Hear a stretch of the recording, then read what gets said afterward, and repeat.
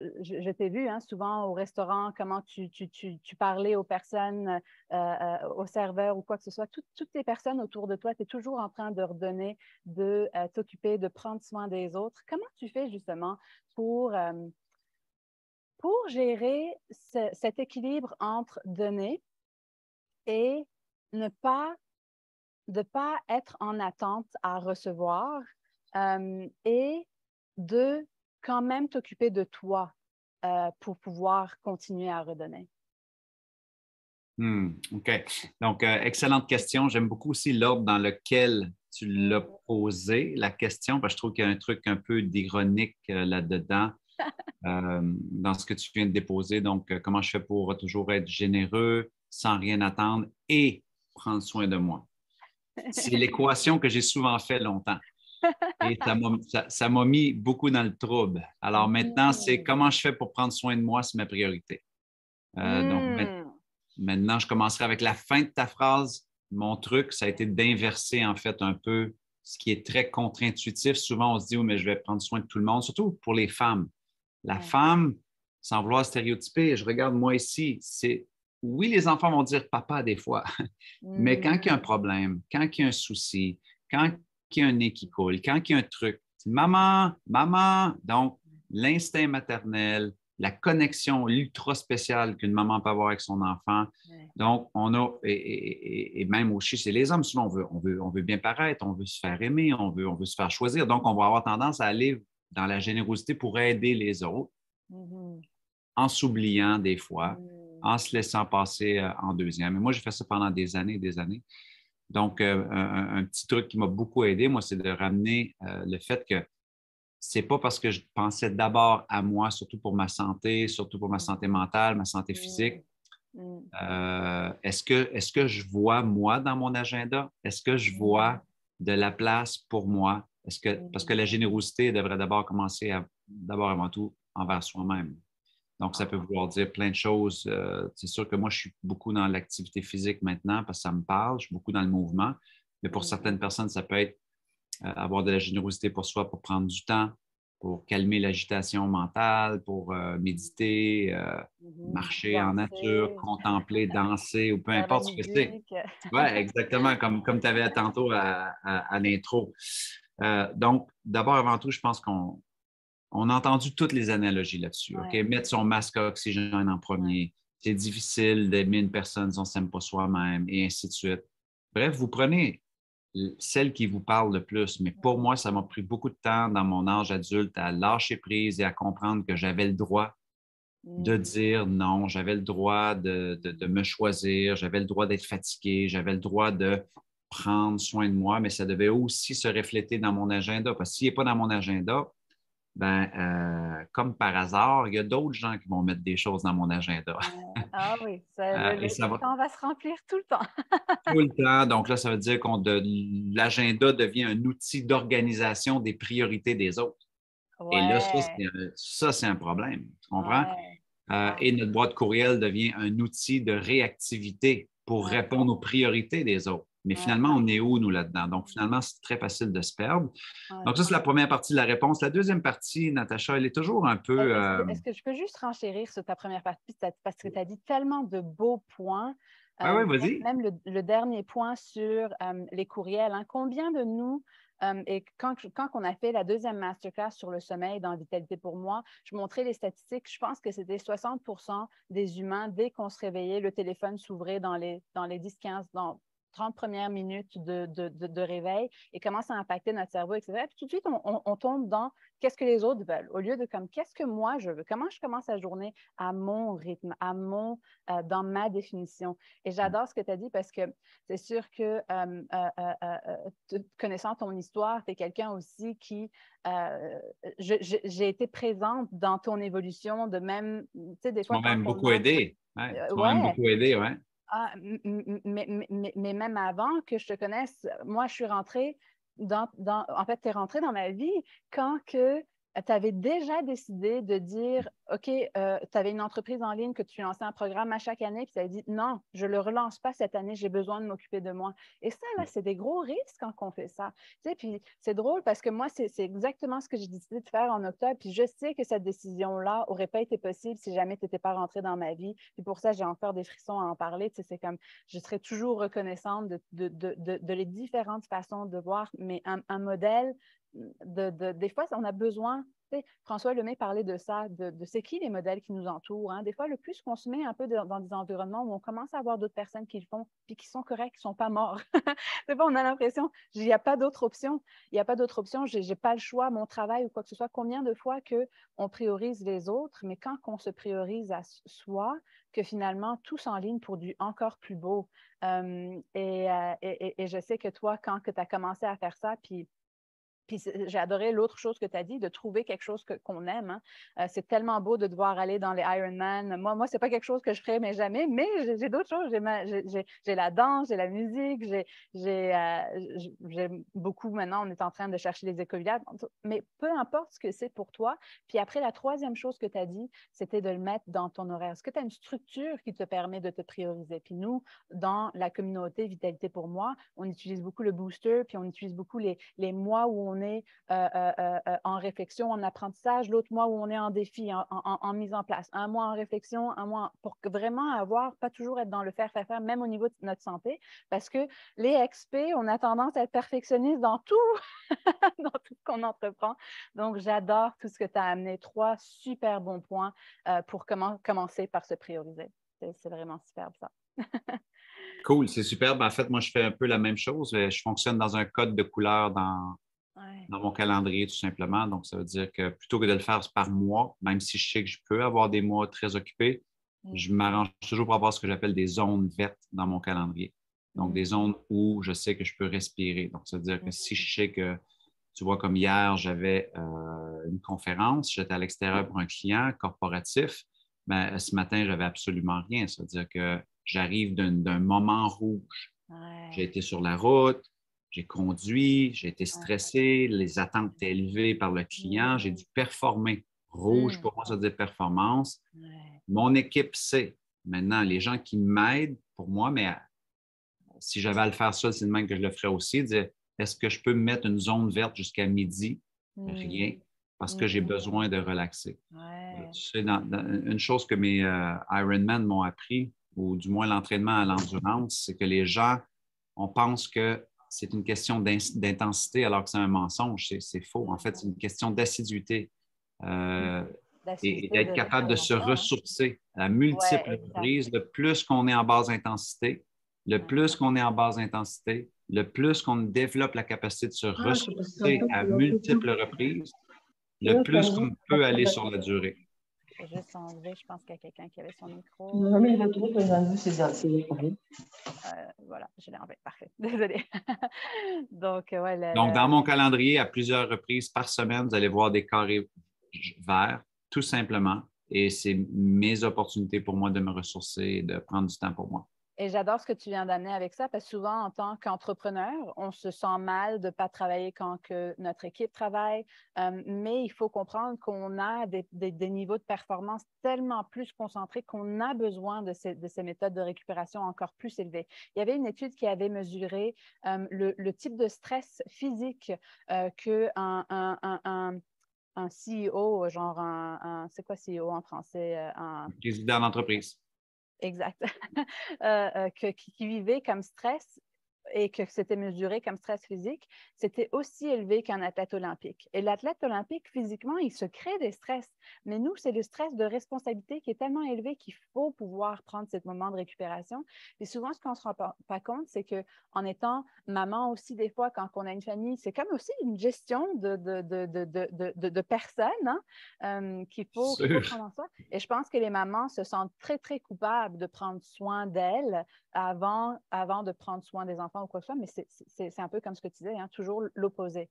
Toi en premier, puis ça va ouvrir complètement et d'avoir un peu cette structure de, OK, est-ce que en tant que maman, tu as des journées pour toi? Est-ce que tu en as?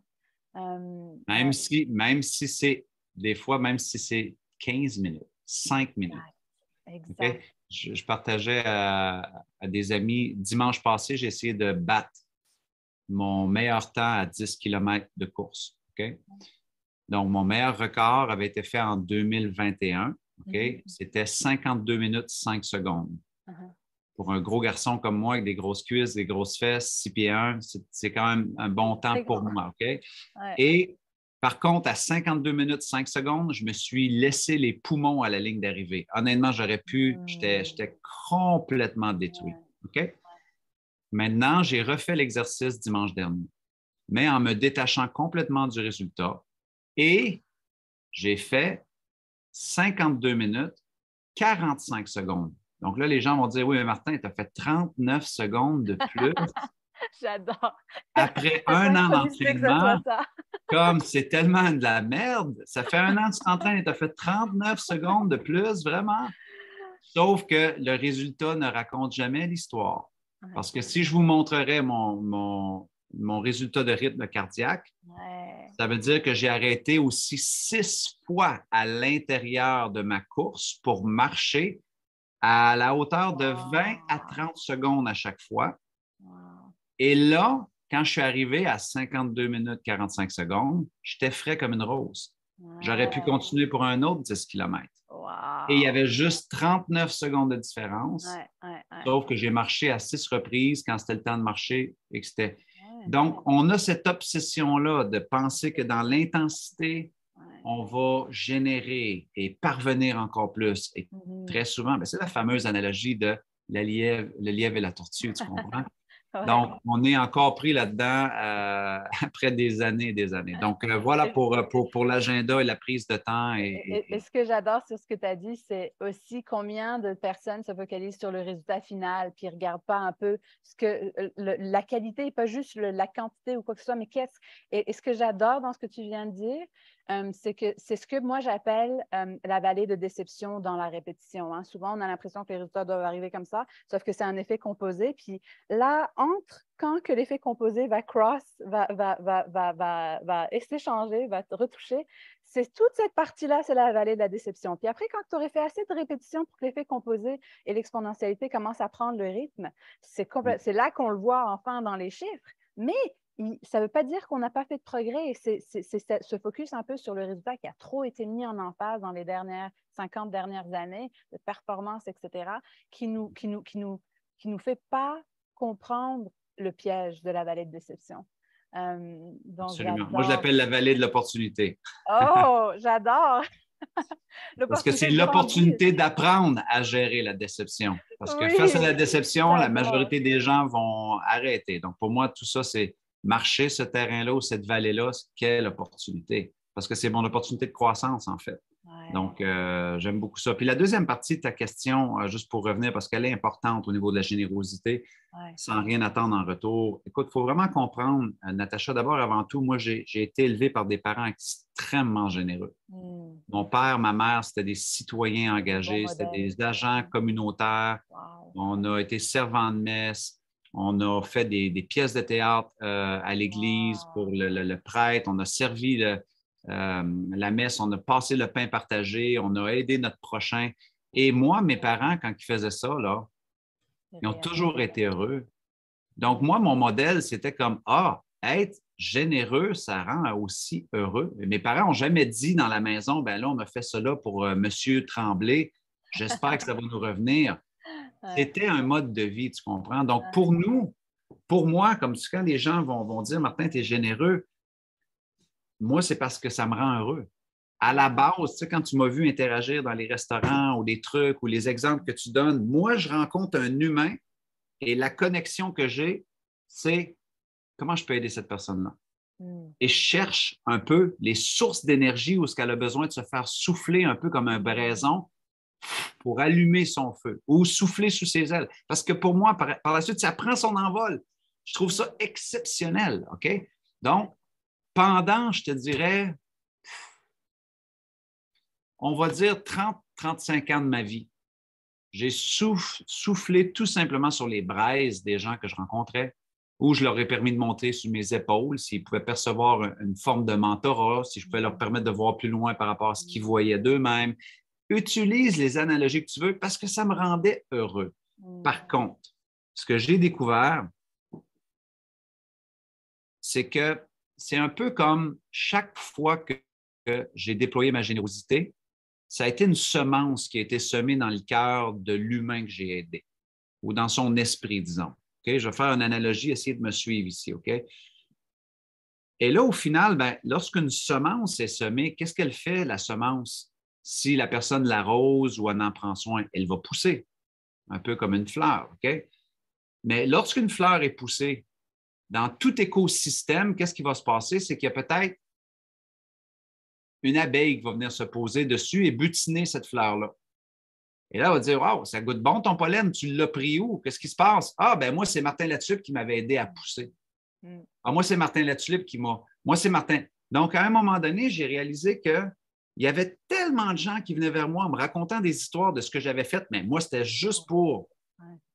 Je trouvais ça très drôle de le faire, ça me rendait heureux, que j'ai réalisé qu'il y avait un retour sur générosité, que la vie me renvoyait. Jamais dans la forme de l'action que moi j'avais faite. C'est-à-dire que si je rendais service manuellement, peut-être qu'il y avait un retour énergique, peut-être qu'il y avait un retour d'une recommandation, une référence. Moi, j'appelle ça des portes invisibles. Il y a des gens qui souvent vont toujours dire ah, ouais, mais moi, je n'ai pas d'opportunité. Oui, mais moi, ce n'est pas comme ça. Ils se butent aux portes. Les portes sont fermées. Les portes énergiques de la vie sont fermées. Moi, mon analogie, elle est la suivante. Plus que j'aide de gens, parce que ça me rend heureux, ça me fait plaisir. Des fois, je ne peux pas les aider, c'est OK, mais je comprends, c'est OK. Ça n'arrive pas tout le temps. Là. Je ne suis pas toujours comme ça, là, mais quand ça donne et quand j'ai la ressource, quand j'ai une idée, boum, je la donne, je l'offre et je me détache et j'attends absolument rien. Quand je fais ça, il y a une porte qui est ouverte. Il y a une porte qui vient de s'ouvrir à 500 km de moi, je ne la vois même pas. Je ne la connais même pas, mais je ne sais même pas aussi qu'est-ce qui va se trouver derrière le seuil de cette porte-là. Mais j'ai l'impression que j'ai ouvert une porte d'opportunité qui va être débarrée dans 1 an, dans 2 ans, dans 2 semaines, par rapport à un truc qui me revient. Et moi, je ne peux pas imaginer que je vis dans une telle abondance juste parce que je suis un bon entrepreneur, parce que je fais des bonnes formations, je suis un bon conférencier. Non, c'est impossible parce qu'il y a plein de conférenciers qui sont 100 fois meilleurs que moi. Il y a plein de marketeurs et de formateurs qui sont 100 fois meilleurs que moi. Moi, j'ai l'impression que c'est d'avoir semé cette générosité-là qui a poussé et qu'à un moment donné, comme tout écosystème, ça se met à se polliniser. Et les gens disent, ben là, toi, comment ça que tu es comme ça? Ah, ben moi, c'est Martin qui m'avait aidé, en fait. Et finalement, cette spirale-là fait en sorte que des portes s'ouvrent, des opportunités, on me recommande des trucs, la vie m'envoie des signes quand c'est le temps, me tape un peu sur l'épaule, me chuchote des trucs, je rencontre les bonnes personnes au moment opportun. Donc, tu sais, je pense que le défi avec la générosité, c'est justement quand on a l'impression que, mais pourtant, je ne comprends pas, je suis généreux et généreuse, pourquoi que moi, je n'ai pas d'opportunité qui revient?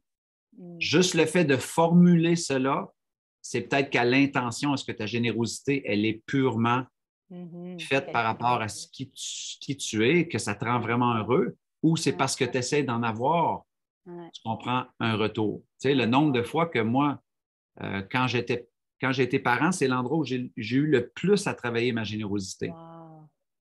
Et de laisser aller. Pourquoi? Parce que j'étais tellement gentil avec mes enfants, quand ils se sont mis à être méchants envers moi, j'étais comme, D'où ça vient? attends, là, c'est inacceptable. Là. Alors qu'en fin de compte, est-ce que je suis gentil pour que mes enfants me disent, papa, t'es gentil? Ou qu'ils soient des bons enfants, ou qu'ils soient bien élevés, ou je suis gentil parce que je suis gentil. Je suis généreux avec vous parce que je suis généreux et savoir que ça va arriver, qu'ils vont arriver, me dire que je suis un gros connard et que peu importe. Et c'est OK, les deux il n'y a pas de corrélation entre les deux. Je devrais vraiment avoir un laisser-aller là-dedans aussi. Donc, mes enfants étaient des enseignants vraiment exceptionnels aussi à m'amener à me détacher du fait que c'est pas parce que je leur donne des trucs et que je suis généreux que je dois m'attendre à un retour de gratitude de leur part. Détache-toi, Martin, aussi. Détache-toi de ça.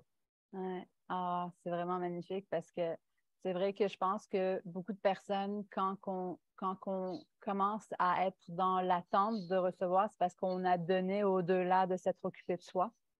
et là, on est comme brûlé. Mais quand que tu t'occupes de ton bien-être, tu n'es plus dans cette énergie de j'ai besoin d'énergie de l'extérieur. Tu es tellement nourri que là, tu peux être, et c'est pour ça que c'était tellement intéressant qu'on commence par inverser l'ordre Ben, c'était drôle comment tu avais posé la question, ça a donné comme ça, donc c'était parfait. Tout est toujours puissant dans l'enseignement et je pense que ça fait une des parties. Puis l'autre partie aussi, c'est on a tellement eu un beau partage cette semaine d'une des participantes de Vitality pour moi. C'était Priscille qui disait que, j'expliquais un peu comment, dans le membership, je montre l'étude de Harvard en suivant des personnes pendant 70 ans. Je sais que ça fait plusieurs fois que je l'ai dit, mais le facteur le plus important pour la santé après 70 ans, c'était pas comment ils mangeaient, comment ils bougeaient, c'était la qualité de leur relation.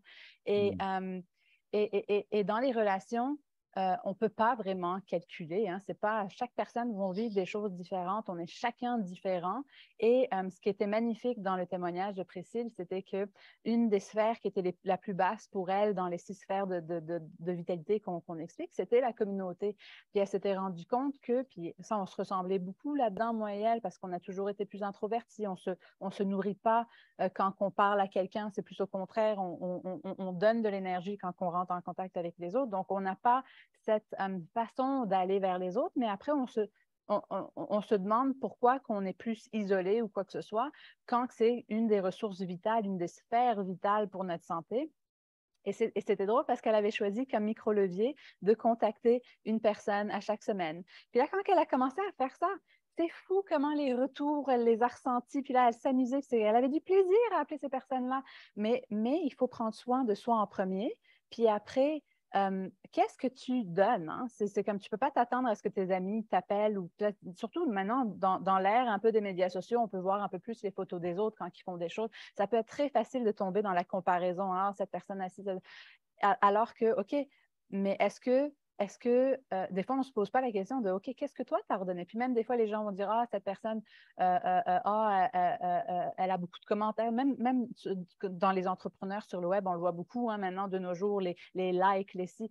Ça, c'est toute une question d'illusion aussi. Mais qu'est-ce que toi, tu redonnes? Est-ce que toi, tu participes dans des formations aussi? Hein? Je parlais beaucoup de aussi comment dans une formation, si tu veux que ça fonctionne, il faut que tu participes aussi. Et est-ce que tu te permets de participer pour avoir un peu ce retour d'énergie avec, est-ce que tu es tellement dans l'attente de recevoir des résultats d'une certaine façon spécifique ou est-ce que tu laisses la magie de la répétition arriver? Je sais que j'ai dit beaucoup de choses là, mais j'aimais beaucoup un peu ce côté-là de est-ce que si jamais tu as des attentes dans certains retours, est-ce que toi, tu es en train de le faire? Est-ce que tu t'attends?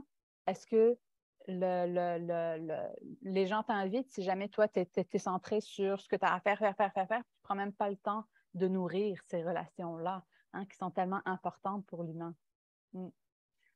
C'est quelque chose que toi, tu as développé comme réflexe. Des fois, c'est juste une question de répétition. J'ai adoré comment tu as commencé à dire que toi, c'était un peu ça que tu voyais tes parents. C'est des modèles. Hein. Des fois, on a juste besoin de s'entourer de modèles, de personnes qui vont avoir cet équilibre, de s'occuper de soi et aussi de cultiver ces relations qui sont importantes pour elles et de les répéter, surtout si ce n'est pas confortable pour nous au début. Hein. J'adore quand tu donnes l'analogie des, je pense que tu l'appelles les 1001 quelque chose. C'est faire une chose 1000 fois versus faire 1000 choses une fois. On vit dans une société où les gens sont experts à faire 1000 choses une fois, donc distraction, éparpillement, manque de profondeur, on essaie une fois puis on abandonne, versus faire une chose 1000 fois, va t'amener à traverser, tu n'as pas le choix de commencer avec des micro-leviers. Après ça, tu vas traverser la vallée de la déception qui va te donner l'opportunité de grandir et de voir, OK, la façon dont je gère le regard que j'ai sur moi-même est peut-être un peu difficile. Ah, OK, là, donc tu vas apprendre à gérer, être incompétent temporairement, te sentir que tu progresses moins que prévu. Tout ça fait partie de la gestion, un peu d'être beaucoup plus vigilant et vigilante envers soi-même. Donc, donc faire une chose 1000 fois, montre-moi une personne qui accomplit, réalise ou s'épanouit comme maman, comme papa, comme entrepreneur, pour soi, c'est des gens qui ont fait des répétitions, pas à type d'acharnement, à type de persévérance pour toujours être dans l'amélioration continue et de voir comment ils pouvaient mieux continuer leur chemin. Oui, j'adore ce que tu as dit parce que c'est vrai que même en santé, ça peut être très facile de s'éparpiller. Hein. OK, il faut faire ci, il faut faire ça. Il y a tellement d'informations de nos jours. Puis c'était magnifique justement ce matin quand on faisait le coaching d'Annick qui bougeait pas assez, qui avait des problèmes digestifs et qui travaillait beaucoup. Au lieu de travailler sur les trois en même temps, ce qu'on s'est fait, c'est OK, commence juste à bouger une fois dans ta journée. Coupe un peu tes heures où tu es assis. Puis ça a un impact sur ta gestion de stress parce que tu élimines en bougeant. Puis souvent, quand tu bouges, tu te sens mieux au niveau de ton système digestif parce que si tu es moins stressé, ton système digestif va plus fonctionner. Si tu es stressé, ton système digestif va être au ralenti. Donc, c'est magnifique comment, des fois, focalise sur une chose. Développe-la comme petite habitude. Puis après ça, tu vas pouvoir ajouter. Puis c'est ce qui est beau quand on fait une chose 1000 fois, c'est que c'est vrai que ça a l'effet sur les autres sphères parce qu'on s'améliore plus dans cette chose au lieu d'avoir beaucoup de connaissances sur plein d'affaires, mais de aucunement les appliquer.